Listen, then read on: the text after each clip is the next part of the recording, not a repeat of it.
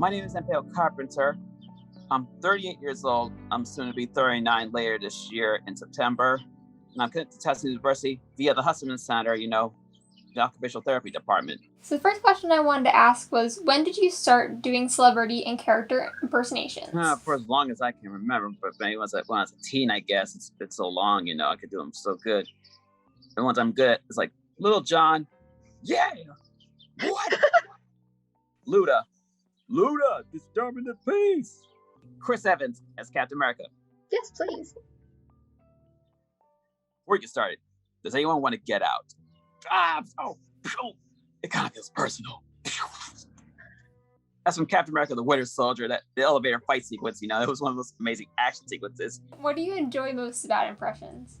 I could be in the character at the moment, or the personality, and be what it's like to be like them in that moment, You say you also enjoy singing. What kind of music do you like to perform? I used to perform either R&B or pop music and hip hop, and top 40, Currently, it's anything from Cardi B, the rapper. She's so funny, She's such a comedian, She cracks me up, and also I like to listen to old R&B from the 80s and 90s, old school. Express how we feel about ourselves in life, and what we're going and share our life story through music, Mm-hmm. Like Michael Jackson did and all the other great artists did, Usher did that, does that, Justin Timberlake, Justin Bieber, and all those singers. And where have you showcased your talents? I do the social groups, talent shows, and karaoke's, Mm-hmm. Talent show, I did a Johnny Gill number from the R&B singer from New Edition from the 90s and 80s and 90s. New Edition, Johnny Gill did a song. It's about friendship, it's a good one. That did form Seal song from Batman Forever. Then I did a Warren Pharrell's Happy from Despicable Me 2 Mm-hmm. at a talent show in the spring of 2019, 2 years ago.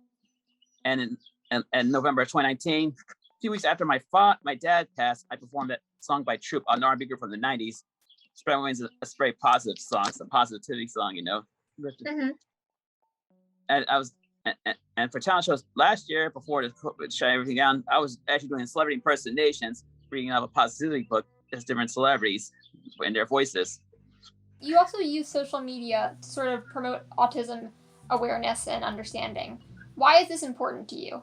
Yeah, it is important because I want people to know that autistic people are great at a lot of things, and they can't be one of a kind. They can't be great, they know a lot more than you think, and they can't be superheroes in the words of comic books and superhero movies. They can be superheroes just like the ones that you see in Marvel and DC films, Mm-hmm. Be like them. They can do comic streets that no person can do.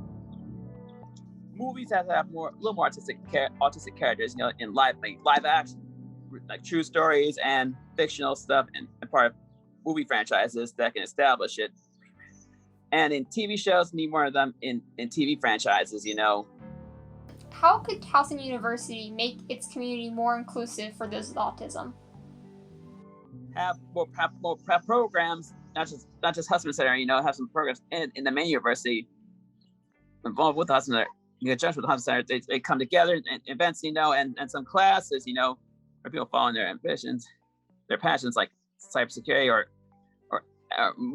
theater or movie stuff, acting or music and stuff, so we have more variety in the world in music, TV, movies, and video games. And video games aren't represented as well either because there's not enough of them there, we need a little more variety in video games, similar to video game developers like Nintendo, Sega, and anyone started with Sony and PlayStation and Microsoft's Xbox. Number of characters in those main games, have to be main characters or unlockable characters and stuff, and have story arcs that make them really want to stand out, for video games. That's my take. What kind of messages do you share on your social media accounts about autism awareness? Pictures with quotes, and pictures, and how autism, like share them on Facebook, share some on Twitter, and share some on Instagram. Hashtag so people will find them next time they search for that. They'll look for it, and they'll like the pictures, they'll like the quote or stuff, and it'll be moving to them, and donate to societies, to Mm-hmm. charity. I do that for my monthly birthday every September to the Autism Society of America. Last September, I'm doing over $250 to that cause in September alone, along with my birthday. As I help from other people, I help from friends, you know. Going back a little bit, you talked about some of your passions, including cybersecurity. So, what do you hope to do with that in the future? Maybe do something with networking, working with networks in schools to networking computers, checking networks, make sure they're running good, you know, make sure there's no spies attacking us in networking. Mm-hmm. That's where I was identified with networking. I was gonna go back, get ready for that, but last year but I was still grieving over losing my dad at the time.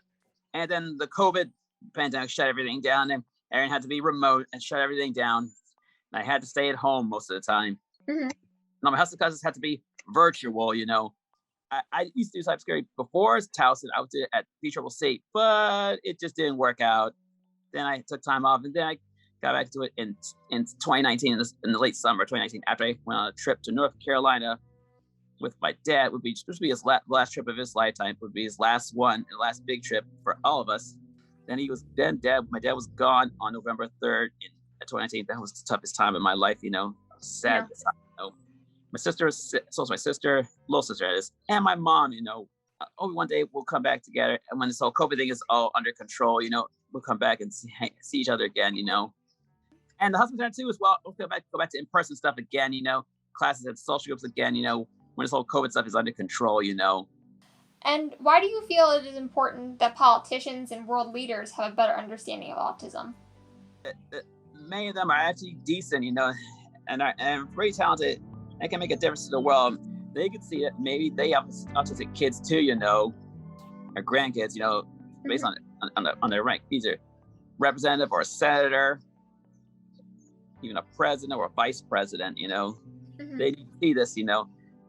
It's important to be open about my autism diagnosis because people should see that if you're diagnosed autistic, there's nothing wrong with, you know, there's nothing wrong with us, that we're just different, made differently like than others, you know. Mm-hmm.